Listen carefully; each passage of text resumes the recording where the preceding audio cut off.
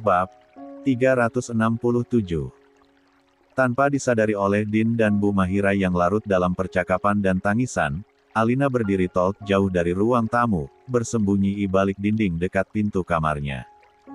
Boneka kelincinya yang selalu dia peluk kini diremas kuat-kuat. Wajah kecilnya menegang. Tadinya dia hanya ingin bermain petak umpet. Mencari tempat persembunyian yang tidak mudah ditebak oleh Mbak Santi. Namun, langkah kecilnya justru membawanya pada kenyataan yang bahkan orang dewasa pun sulit terima. Aza tidak ada di kamar. Pakaiannya utuh, tidak ada koper yang terbawa. Hanya, dia menyimpan handphone dan cincin nikahnya. Kalimat itu, menusuk telinga dan hati Alina. Bukan hanya itu saja, kalimat-kalimat penyesalan ayahnya semua terdengar dengan jelas. Mata gadis kecil itu membelalak.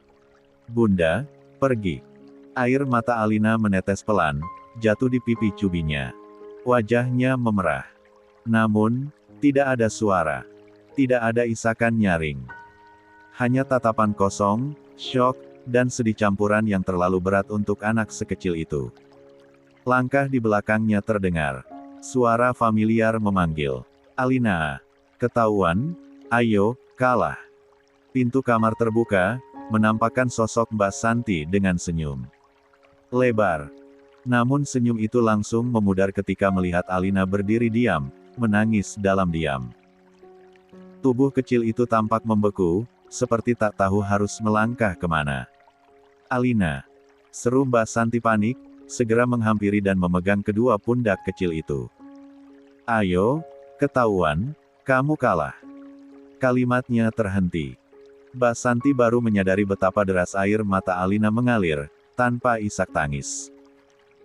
Refleks, Mbak Santi mengikuti arah pandang Alina, ke ruang tengah, tempat Din dan Bu Mahira masih terduduk, tenggelam dalam kesedihan mereka.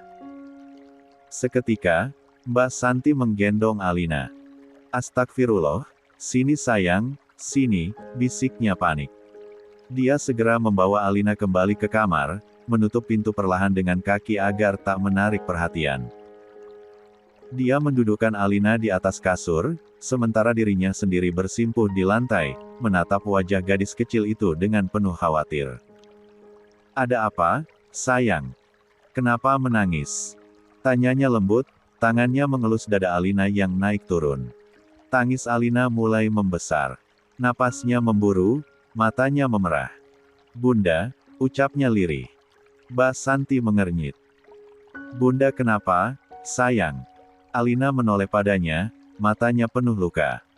Bunda udah pergi jauh, Bunda udah pergi jauh, Mbak. Detik itu, dada Mbak Santi seperti dihantam. Dia menarik tubuh Alina ke dalam pelukannya, mendekap erat. Enggak, sayang, jangan nangis, ya. Mungkin Bunda cuma pergi sebentar. Nanti juga pulang lagi. Bisiknya sambil mencium kepala Alina. Namun Alina menggoyang kepalanya, menolak. Mbak bohong, suaranya bergetar.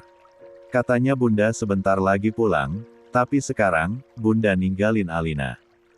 Dia mencakar pelan bonekanya, tubuhnya gemetar. Bunda pergi, Mbak bohong sama Alina. Tangis itu akhirnya pecah. 38. Tangis dari seorang anak kecil yang merasa ditinggalkan oleh satu-satunya sosok yang membuat dunianya hangat. Mbak Santi memeluk Alina makin erat, meski air matanya sendiri ikut jatuh. Dia tahu, ini bukan tangisan biasa. Ini adalah ratapan kehilangan yang tidak bisa dijelaskan oleh logika anak kecil. Dalam pelukan Mbak Santi, tubuh kecil Alina terus bergetar. Bonekanya nyaris terjatuh dari tangan, tapi dia genggam erat-erat, seperti satu-satunya pengganti kehangatan yang hilang. Pasti, Bunda marah sama Alina. Racau Alina, napasnya tersengal oleh isak yang tak sempat teratur. Bunda sampai gak mau ajak Alina pergi, Bunda udah gak sayang Alina lagi. Mbak Santi memejamkan mata, menahan sesak yang ikut menjalar ke dadanya. Dia mengeratkan pelukannya sejenak, lalu menjauhkan sedikit tubuh Alina agar bisa menatap wajah mungil itu dengan serius. namun lembut. "Tatap Mbak." "Iya, sayang, tatap Mbak bentar." Alina mengangkat wajahnya pelan, matanya sembab, pipinya merah, dan air mata masih menetes satu-satu. Dia mengerjap, menahan isak sambil mengendus pelan. "Mbak mau tanya." Mbak Santi menyentuh pipi Alina dengan punggung tangannya. "Pernah gak, Bunda gak peluk Alina?" Alina menggeleng. "Pernah gak Bunda marah waktu Alina rewel?" Alina kembali menggeleng, lebih pelan.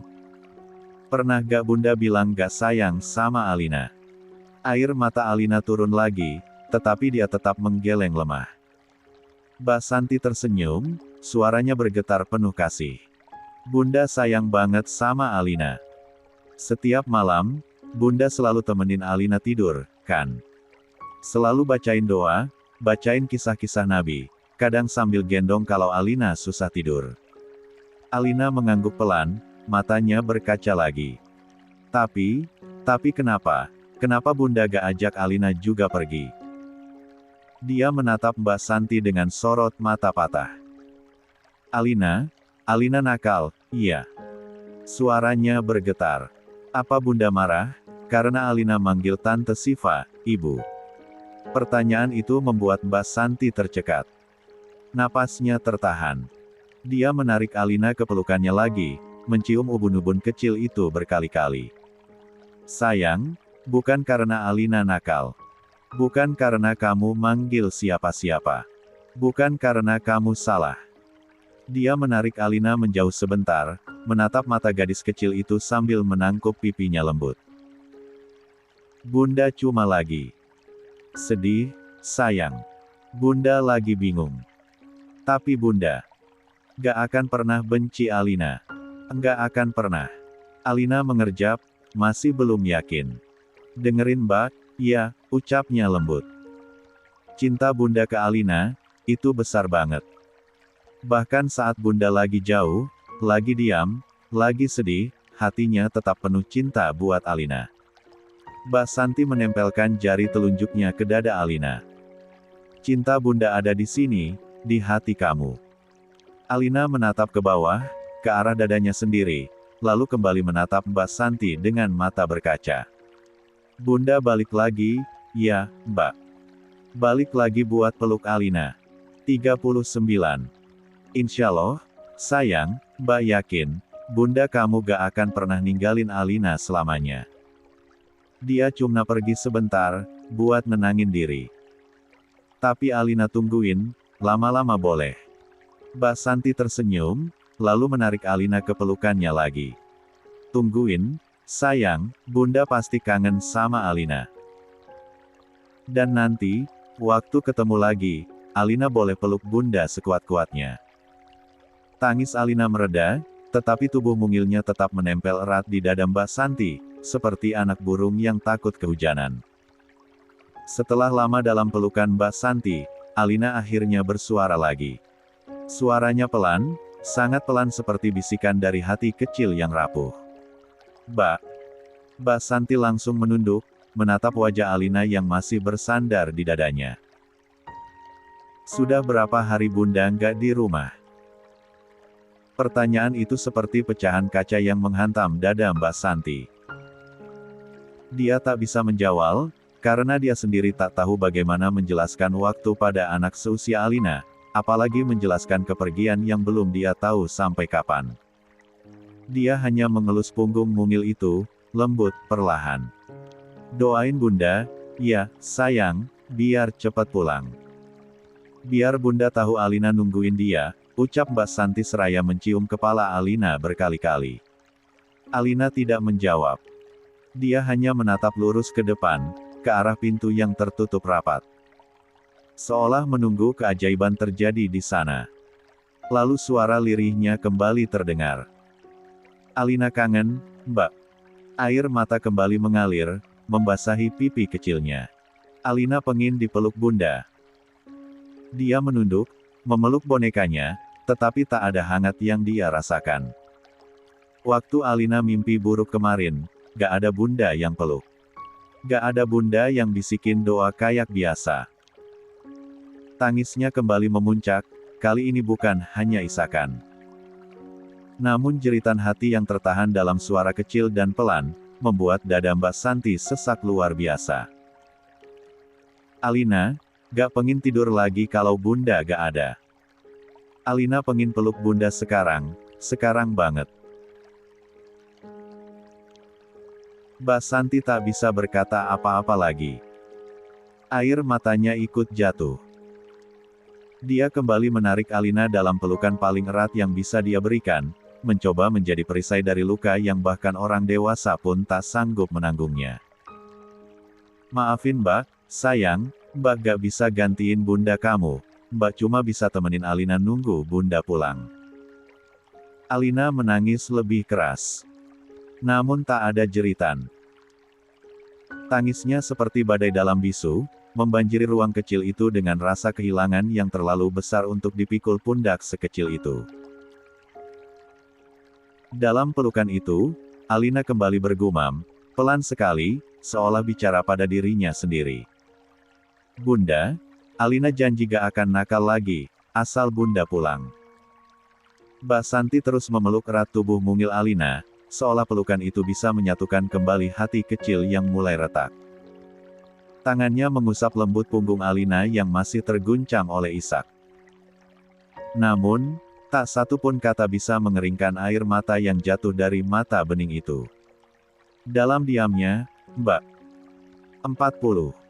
Santi menggigit bibirnya sendiri, menahan tangis yang mendesak di dada.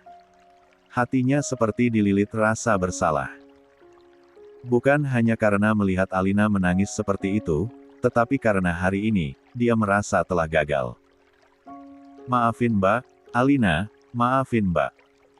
Bisiknya dalam hati, berulang-ulang, seperti doa yang tak berani dia ucapkan lantang. Seandainya saja tadi pagi, tidak ada Bu Siva di rumah ini. Seandainya saja rumah ini tidak penuh ketegangan. Alina pasti sudah bertemu bundanya. Pasti sudah dipeluk dengan hangat. Pasti sudah mendengar suara lembut yang selalu dia rindukan. Pasti, semuanya akan berbeda. Karena sebenarnya, pagi itu Azarin dan Mbak Santi sudah bersepakat lewat telepon. Azarin akan datang, untuk menjemput Alina. Namun rencana itu hancur, begitu Siva lebih dulu berada di rumah. Dan kini, yang hancur bukan hanya rencana itu, tetapi hati Alina. Mbak Santi mencium ubun-ubun Alina sekali lagi, berusaha menahan suara tangisnya agar tidak terdengar. Tangannya yang satu mengusap kepala Alina, yang satu lagi memeluk boneka kelinci lusuh itu sebagai pengganti pelukan yang tak sempat diberikan oleh Azarin hari ini. Mbak janji. Alina bakal ketemu bunda lagi. Entah kapan, tapi Mbak janji. Namun, Alina tak menjawab. Tubuh kecil itu hanya diam, menggigil dalam tangis. Matanya terpejam rapat, seperti berharap dunia segera tidur dan dia bisa terbang ke dalam mimpi, ke tempat di mana sang ibunda masih ada, masih dekat, dan tak pernah pergi. Pagi itu, rumah yang biasanya diisi suara riuh Alina kini terasa sunyi dan berat seperti diselimuti kabut duka. Langkah kaki Mbak Santi terdengar tergesa menyusuri lorong rumah, napasnya memburu saat dia mendapati Bu Mahira tengah duduk di ruang makan dengan wajah lelah dan mata sembab yang belum benar-benar kering sejak semalam. Bu, Alina demam, suara Mbak Santi bergetar. Bu Mahira langsung berdiri. Demam. Iya, Bu. Badannya panas sekali, terus dari tadi malam dia mengigau, manggil-manggil Bu Asa. Wajah Bu Mahira langsung berubah pucat. Saking pusingnya tadi malam, dia bahkan tak sempat mendatangi kamar cucunya. Dia tak sempat berkata apa-apa selain, "Sampaikan ke Pak Dodi, siapkan mobil ke rumah sakit sekarang." Tanpa menunggu lebih lama, Bu Mahira berjalan cepat ke lantai atas. Tujuannya satu, kamar Din. Dia menggedor pintu pelan, lalu mendorong daun pintu yang tak dikunci itu. Dan yang dia lihat, membuat napasnya tercekat. Din berbaring miring di atas ranjang. Pelukannya erat pada sebuah baju milik Azarin yang mungkin masih menyimpan aroma tubuhnya. Di dada Din juga tergenggam erat sebuah bingkai foto pernikahan mereka, kini penuh sidik jari dan bekas air mata. Matanya kosong. Wajahnya pucat. Seolah jiwanya ikut pergi bersama kepergian istrinya. Din, bisik Bu Mahira mendekat. Tapi tak ada respons. Din, bangun, nak. Alina sakit. 41. Tak ada balasan, hanya sorot mata yang kosong. Bu Mahira menarik napas dalam, mencoba menahan gemuruh emosi yang hampir meledak. Anaknya yang dulu dia banggakan, kuat, dewasa, penuh logika kini hanya cangkang kosong yang tertinggal. Din. Serunya lebih tegas, nak, Alina butuh kamu. Dia sakit, dia demam tinggi. Namun, sekali lagi Din tak juga bergerak. Matanya terus menatap kosong ke arah dinding. Seketika, Bu Mahira duduk di tepi ranjang, dan menamparkan pipi putranya pelan, bukan untuk menyakiti, tetapi untuk mengguncangnya dari keterpurukan. Sadar, Din. Ini bukan saatnya kamu tenggelam dalam kesedihan sendiri. Napas Bu Mahira mulai terengah, dada sesak oleh amarah dan kepedihan. Alina, anakmu, dia demam tinggi, Din. Dia manggil-manggil Azarin semalaman. Kamu tahu apa artinya itu? Dia rindu. Dia kehilangan. Dia ketakutan. Din mengedip pelan. Namun, tak ada kata. Bu Mahira menunduk, kali ini dengan suara bergetar. Ibu pernah lihat kamu seperti ini, dulu, saat Safa meninggal. Kamu juga begini. Tapi waktu itu kamu punya alasan. Kamu kehilangan istri, dan Alina baru lahir. Air mata Bu Mahira mengalir perlahan. Tapi sekarang, kamu punya Alina. Dia hidup, Din. Dia ada. Dia butuh kamu. Din menunduk sedikit, masih memeluk baju Azarin. Suaranya akhirnya terdengar, pelan dan menyakitkan. Aku gak sanggup, Bu, aku gak sanggup kehilangan Aza. Aku bahkan gak bisa lihat wajah Alina tanpa ingat betapa aku menyakitinya. Aku yang sudah membuat Alina kehilangan ibunya. Bu Mahira mencengkeram tangannya. Justru karena itu kamu harus bangun. Kamu harus tebus semuanya. Kalau kamu terus seperti ini, kamu bukan hanya kehilangan Aza, tapi juga Alina. Din menggigit bibirnya. Tubuhnya mulai gemetar, wajahnya tertunduk, kedua tangannya mencengkeram kuat ujung spray, seolah itu satu-satunya pegangan agar dia tak benar-benar terjatuh. Napasnya masih memburu, matanya sembab, dan dadanya seperti ditekan ribuan beban yang tak mampu ia uraikan. Bu Mahira berdiri di hadapannya, berusaha tetap kuat meski suaranya mulai lirih, terbawa oleh rasa cemas dan kasih sayang yang menumpuk jadi satu. Din, nak, ibu mohon, ucapnya parau. Temui Alina sekarang juga. Jangan ulangi kesalahan yang sama seperti dulu. Din tak menjawab. Matanya memejam, dan di balik kelopak itu, kenangan masa lalu perlahan mengoyak. Saat Safa meninggal dunia usai melahirkan Alina. Saat dia terlalu sibuk menyalahkan diri sendiri hingga mengurung diri berbulan-bulan. Dan saat bayi mungil itu tumbuh tanpa pelukannya dibesarkan oleh kedua orang tuanya, bukan oleh ayah kandungnya sendiri. Dulu kamu bilang, kamu gak siap, sekarang kamu bilang kamu hancur. Tapi, nak, dengarkan ibu. Bu Mahira berjongkok di hadapan putranya, suaranya bergetar. Jangan biarkan Alina kehilangan orang tuanya lagi.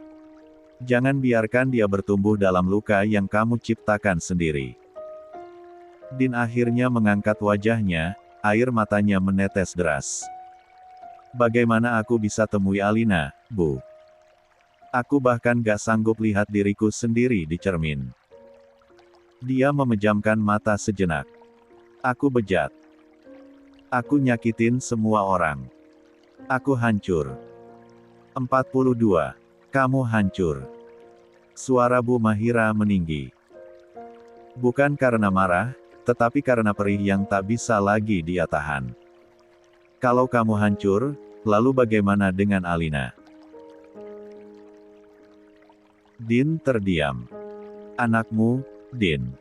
Dia tidak mengerti apa-apa. Dia tidak tahu kenapa bundanya tiba-tiba menghilang. Dia tidak paham kenapa kamu menangis diam-diam. Tapi dia merasakan semuanya. Dan Aza di luar sana, Bu Mahira menahan napas, menatap mata anaknya. Mungkin dia menangis siang dan malam karena sakit yang kamu beri. Mungkin dia harus menahan perut hamilnya sendirian, memikirkan bagaimana masa depan rumah tangganya. Dan kamu, di sini, merasa menjadi korban. Din terisak makin keras, bahunya bergetar hebat. Berhenti mengasihani diri sendiri, Din. Lanjut Bu Mahira, dengan suara lebih dalam dan tajam. Kamu bukan korban. Kamu adalah badai. Dan kamu harus bertanggung jawab atas kerusakan yang kamu tinggalkan.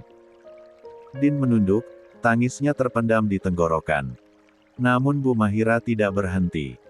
Ibu mohon, Nak. Tolong, kesampingkan egomu. Kesampingkan luka dan kelelahanmu, karena ada satu anak kecil yang sedang berjuang memahami kehilangan tanpa tahu apa artinya. Dia menarik tangan Din, menenggenggamnya kuat. Alina butuh kamu. Bukan nanti. Tapi sekarang. Din menggertakkan giginya, mencoba meredam suara tangisnya sendiri. Dia tahu, semua itu benar. Dia tahu dia tidak punya waktu lagi untuk tenggelam dalam penyesalan. Bawa aku ke Alina, Bu, gumamnya nyaris tak terdengar. Aku akan coba jadi ayah yang Alina butuhkan. Dan Bu Mahira mengangguk, pelan, dengan air mata yang akhirnya tumpah juga. Bukan karena lega, tetapi karena tahu, perjuangan untuk memperbaiki luka belum selesai. Namun, langkah pertama akhirnya diambil. Ayo, Nak. Bisik Bu Mahira, suaranya melembut. Tolong, jangan ulangi kesalahan yang sama. Jangan buat Alina tumbuh tanpa siapa-siapa. Akhirnya, Din menarik napas panjang, dan berat. Namun perlahan, dia meletakkan baju Azarin dan bingkai foto itu di atas ranjang. Dia mengusap wajahnya dengan kasar, lalu duduk perlahan di tepi ranjang. Tubuhnya masih lemah, tetapi matanya kini mulai menunjukkan tanda-tanda kesadaran. Alina di kamar, Bu. Bu Mahira mengangguk. Kita bawa ke rumah sakit. Sekarang. Din berdiri dengan langkah terlatih.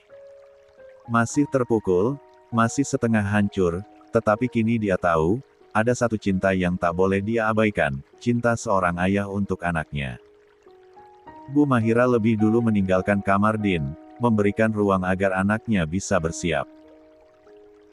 Namun langkahnya terhenti saat dia melihat Mbak Santi keluar dari kamar sambil menggendong Alina. Wajah kecil itu tampak merah, pipinya panas, dan tubuhnya terkulai lemas di pelukan pengasuhnya. Tanpa ragu, Bu Mahira mengulurkan tangan, mengambil alih gendongan Alina.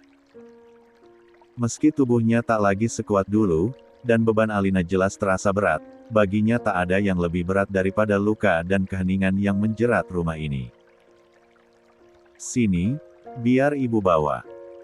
Kamu siapkan semua perlengkapannya. Obat, pakaian ganti, termos kecil, semuanya. 43. Iya, Bu. Mbak Santi langsung berbalik, masuk kembali ke kamar dengan tergesa.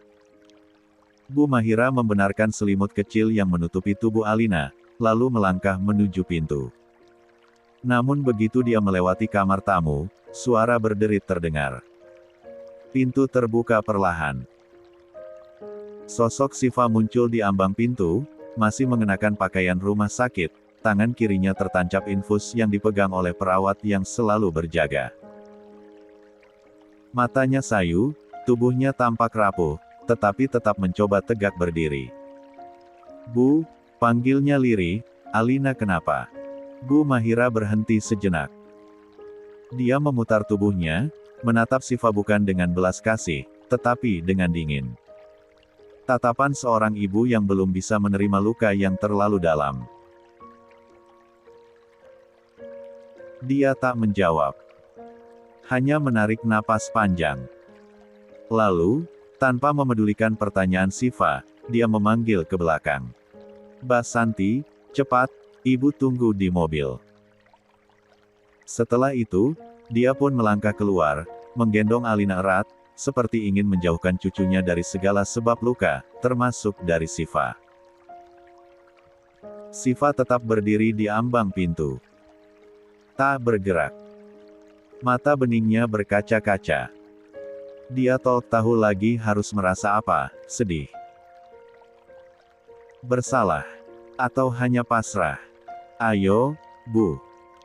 Istirahat lagi saja," ujar perawat muda di belakangnya, lembut membujuk.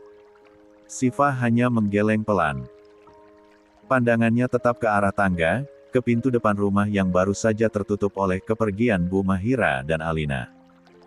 Tak lama, suara langkah berat namun cepat terdengar dari kamar utama. "Din."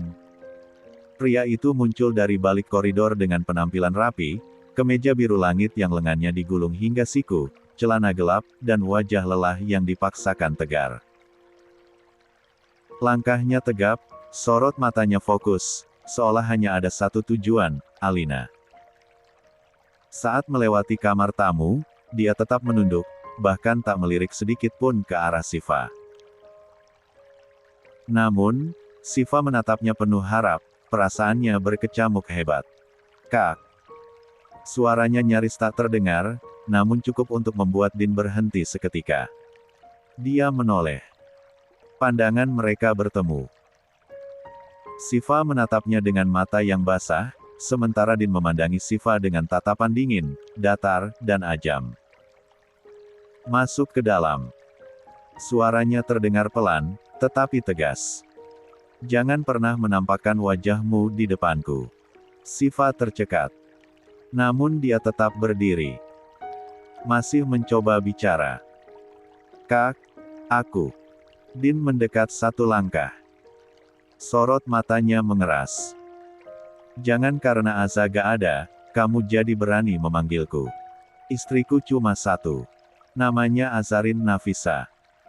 Siva menggigit bibir bawahnya, sudut matanya mulai basah. Namun Din belum selesai.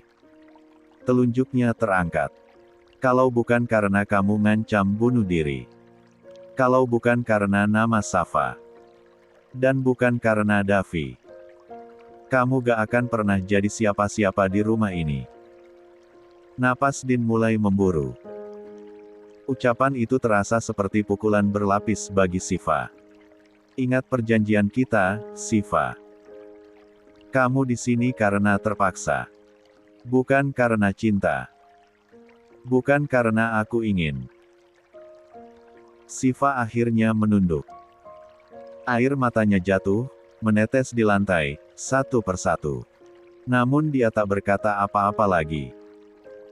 Din menarik napas keras, lalu membalikkan badan. Melangkah cepat keluar rumah, meninggalkan Siva. 44. Dengan luka yang kini makin dalam dari sebelumnya. Dan di balik tubuh ringkih yang berdiri di ambang pintu itu, perawat muda hanya bisa menatap iba, tanpa tahu bagaimana caranya mengobati hati yang patah sebelum sempat bernapas. Suara tangisan Alina terdengar pilu dari balik pintu ruang perawatan. Tangis kecil yang seharusnya tak pernah pecah karena kehilangan. Tangis yang seharusnya ditenangkan oleh seorang ibu. Din duduk di bangku tunggu, tubuhnya condong ke depan, kepala tertunduk, kedua tangan menopang wajah di atas lutut yang terbuka lebar. Dia tak bergerak. Tak bersuara. Namun, pundaknya gemetar perlahan seperti menahan erupsi perasaan yang tak tahu kemana akan diluapkan. Alina, anaknya sendiri menolak dipeluk, menolak disentuh.